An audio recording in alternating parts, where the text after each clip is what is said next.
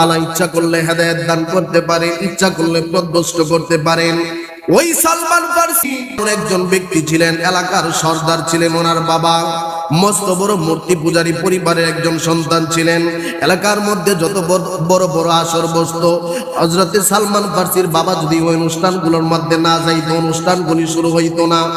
এত বড় একজন সর্দারের ছেলে হয়েও হযরতে সালমান ফারসি রাদিয়াল্লাহু তাআলা মনে মনে ভাবতেছেন, আমরা যে আগুনের পূজা করি, আমরা যে মূর্তির পূজা করি, আমার কাছে কেমন কেমন যেন লাগে।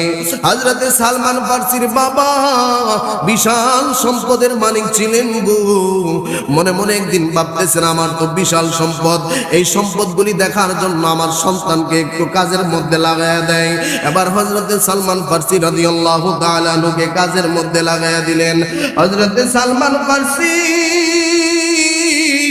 রাদিয়াল্লাহু তাআলা আনহুকে যখন কাজের মধ্যে লাগাইলেন, এমন একটা জায়গার দায়িত্ব হযরতে সালমান ফারসিকে দিলেন, যেই জায়গার মধ্যে যাওয়ার পথে খ্রিস্টানদের একটা মন্দির, একটা গির্জা পড়ে।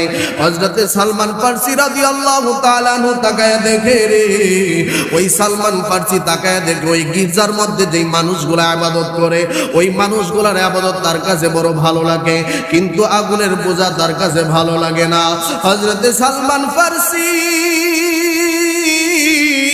মনে মনে ভাবতেছে, আমি আগুনের পূজা করি, তাদের কাছে আমার আমলগুলা ভালো লাগতেছে, আমি আর আগুনের পূজা করব না। এবার ওই গির্জার মধ্যে যায়, ওই গির্জার পাদ্রীদের সাথে কথাবার্তা বইলা প্রতিনিয়ত হযরতে সালমান ফারসি গির্জার মধ্যে যায় আর তাদের সাথে ইবাদত করে। এইভাবে করতে করতে করতে করতে হযরতে সালমান ফারসির বাবার কানের মধ্যে যখন সংবাদ চইলা গেছে, এলাকার সর্দার, এলাকার সবচাইতে পাওয়ারফুল ব্যক্তি রে, এই ব্যক্তির সন্তান যদি পথভ্রষ্ট হয়ে যায়, এলাকার মানুষের কাছে কিন্তু মুখ দেখাইতে পারে না। কথা বলেন ঠিক কিনা? এরা বল্লভপুরের মুসলমান। হযরতে সালমান ফারসির বাবা ডাক দিয়া কই, বাবা রে, তোমারে আমি পাঠাইছি আমার জমি জামা দেখার জন্য, তুমি আমার জমি জামা না দেখা তুমি কি জন্য খ্রিস্টানদের ওই গির্জার মধ্যে যায় যায় পাদ্রীদের সাথে কথা বলো, তাদের সাথে যায় তুমি কি জন্য ইবাদত করো? হযরতে সালমান ফারসি বাবাকে ডাক দিয়া কই, বাবা গো, ও বাবা গো, আমরা যে ইবাদতগুলি করি, এই ইবাদতগুলির চাইতে খ্রিস্টানদের ইবাদতগুলি আমার কাছে বড় ভালো লাগে, এই জন্য আমি তাদের সাথে তাদের মন্দির, তাদের গির্জার মধ্যে ঢুইকা ইবাদত করি। বাবা এবার ডাক দিয়া কয়, সালমান ফারসি, তুমি আমার সন্তান, তুমি যে খ্রিস্টানদের গির্জার মধ্যে যাও, ওই খ্রিস্টানদের গির্জার মধ্যে যাওয়ার কারণে এলাকার মানুষ আমারে অনেক কিছু বলে। তোমারে আমি অনুরোধ কইরা বলি, তুমি যতদিন পর্যন্ত থাকবা, কোনদিন পর্যন্ত ওই গির্জার মধ্যে যাইতে পারবা না। হযরতে সালমান ফারসি ডাক দেয়া কই, না গো, আমি ওই গির্জার মধ্যে যাব। বারবার শুধু নিষেধ করে, কিন্তু সালমান ফারসি শুনে না। হঠাৎ করে বাবা একদিন কঠিন সিদ্ধান্ত নিতে বাধ্য হইলেন। এবার সালমান ফারসির হাতের মধ্যে শিকল লাগাইলো, পায়ের মধ্যে শিকল লাগাইলো, ডাক দিয়া কই, তুমি আর ঘর থেকে বাহির হইতে পারবা না, তুমি আর ঘর থেকে কোনোদিন যাইতে পারবা না। আমার মুসলমান ভাইরা, এইভাবে যখন গর্ভবতী করলো, মার মন কিন্তু নরম, ঠিক কিনা যারা বলেন? মার মন নরম কি নরম না? মার মন নরম। একদিন, দুই দিন, তিন দিন এইভাবে মার মনের মধ্যে মায়া লাগা গেছে। হযরতে সালমান ফারসির মা হযরতে সালমান ফারসির দিকে তাকাইয়া দুইটা চোখের পানি চাইরা চাইরা কান্দে, ডাক দিয়া কই, বাবা রে, তুমি যদি ওই খ্রিস্টানদের গির্জার মধ্যে না যাও, তাইলে কি কোনো ক্ষতি হইবে?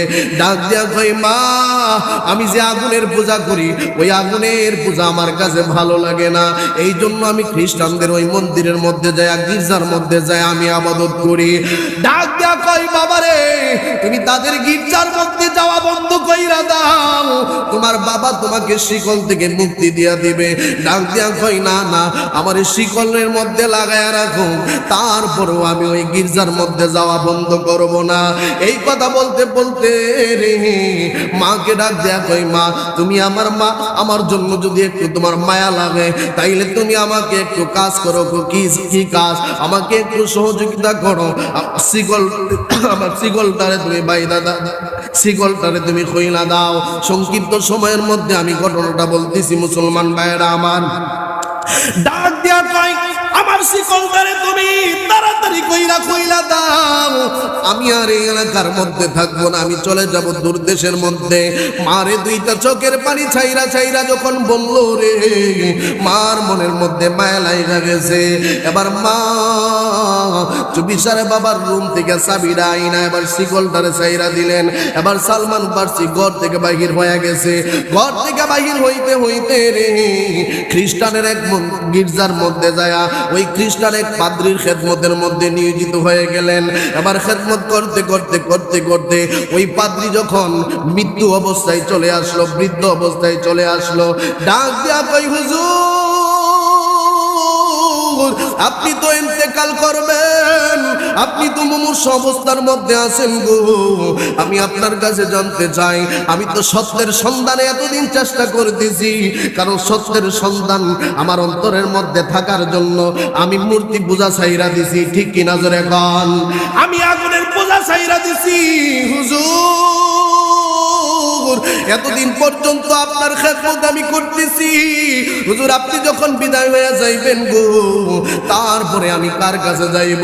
এইবার আরেকজন পাদ্রীর খোঁজ দিয়া দিলেন, সংবাদ দিয়া দিলেন, এমন দেশের মধ্যে যাও, এমন পাদ্রীর কাছে যাও। এইবার পরিবর্তন করতে করতে 4 নম্বর পাদ্রী, তার কাছে যখন গেলেন, সেও যখন মুমূর্ষু অবস্থায় চলে আসলো। সালমান ফার্সি ডাক দিয়া কয়, ও হুজুর আপনি তো ইন্তেকাল করবেন, তাইলে আমার বইলা দেন, আপনি ইন্তেকাল করার পরে আমি কার কাছে যাব? আমি কার কাছ থেকে সত্য ধর্মের সন্ধান নেব? জোরে বলুন আল্লাহু আকবার। তুমি মোদের আশার আলো, তাই তো তোমায় বাসি ভালো, তুমি মোদের আশার আলো, তাই তো তোমায় বাসি ভালো। হৃদয় নামের ফুলদানিতে, হৃদয় নামের ফুলদানিতে গেঁথে রেখেছি প্রেমের মালা। ইয়া রাসূলুল্লাহ ইয়া হাবিবাল্লাহ ইয়া রাসূল, বলেন আমার সাথে সবাই, ইয়া রাসূলুল্লাহ ইয়া হাবিবাল্লাহ ইয়া রাসূলুল্লাহ ইয়া রাসূলুল্লাহ, তুমি মোদের আশার আলো, তাই তো তোমায় বাসি ভালো, তুমি মোদের আশার আলো, তাই তো তোমায় বাসি ভালো। হৃদয় নামের ফুলদানিতে, হৃদয় নামের গেঁথে রেখেছি প্রেমের মালা। ইয়া রাসূলুল্লাহ ইয়া হাবিব ইয়া রাসূলুল্লাহ। আমার ভাইয়েরা খারাপ লাগতেছে, অল্প কিছুক্ষণের ভিতরেই ফরিদি হুজুর চলে আসবে। হুজুর চলে আসলে আমার আলোচনা আমি বন্ধ করে দেব। বন্ধুরে আমার, সালমান ফার্সি ওই পাত্রীকে ডাক দেয়া কয়, হুজুর আপনি তো মুমূর্ষু অবস্থায় আছেন, হুজুর আমি সত্যের সন্ধানের জন্য এত বছর যাবত আমি তালাশ করতেছি, বিভিন্ন জায়গার মধ্যে যাচ্ছি, হুজুর আপনি যখন চইলা যাইবেন তাইলে আমি কার কাছে যাব? এবার ওই পাত্রী সালমান ফার্সিকে ডাক দিয়া কয়, সালমান ফার্সি আমার জানা মতে এই মুহূর্তের মধ্যে পৃথিবীর জমিনের মধ্যে আর কোনো ভালো মানুষ নাই, আর কোনো বড় ধর্মগুরু নাই।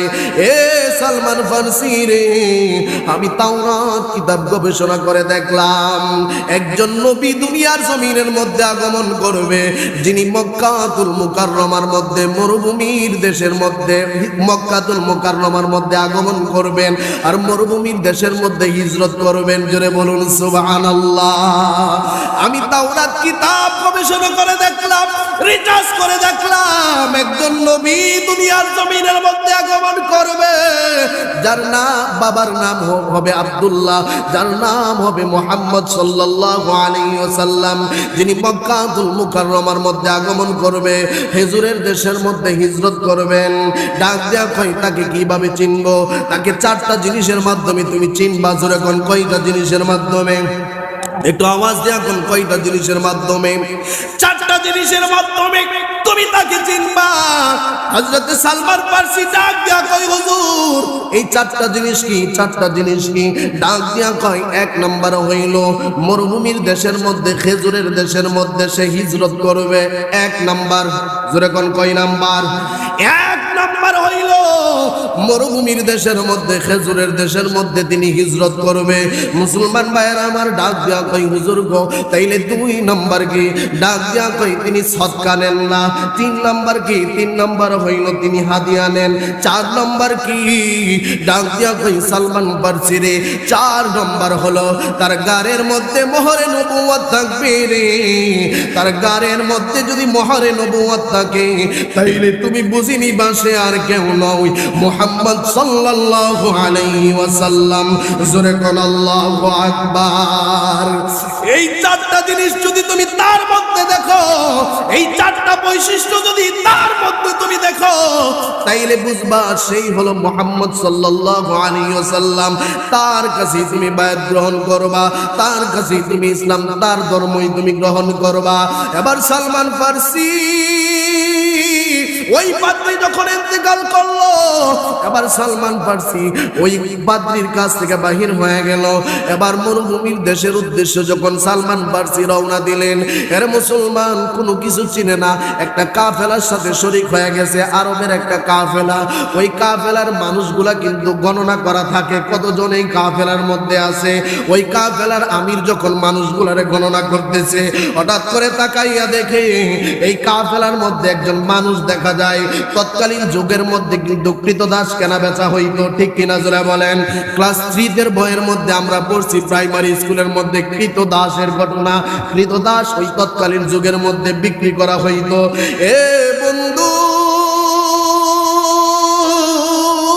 কবির মনোযোগ দিয়া শুনো রে।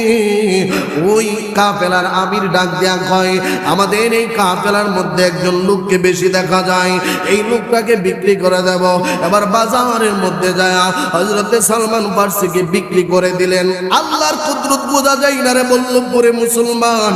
হযরতে সালমান ফারসিকে যেই ব্যক্তি কিনলেন, ওই ব্যক্তির বাড়ি হইল মদিনাতুল মুনাওয়ারা।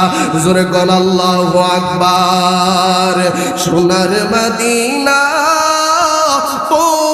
দূরে কিন্তু মদিনাওয়ালা আমার অন্তরে। বলো কিন্তু ওয়ালা আমার অন্তরে। সোনার মদিনা বহু দূরে কিন্তু মদিনাওয়ালা আমার অন্তরে।